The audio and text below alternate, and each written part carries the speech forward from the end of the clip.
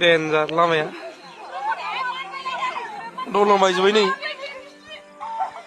जा खस्थ' जादों गथ'फोरा नै स्कुल थांनाया दलङानो बायना होबाय मिहराव रेडि थांनो गोनां जायो नै बे सावगारिखौ नोंथांमोना नायदो बे जादों अदालगुरि जिल्लानि डिमाकुसिनि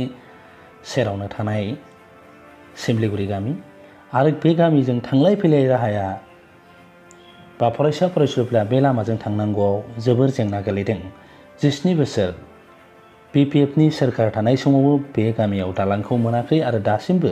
परिबर्तन खालामनाय बा परिबर्तन होननानै सोरखाराव जिरायनाय सोरखारनि न'खरनिफ्रायबो दिनैसिम दालांखौ मोनाखै रायजो राजाफ्रा बेबायदिनो भुगिनांगासिनो दङ बेबायदिनो जेंनाजों मोगा मोगि जानांगासिनो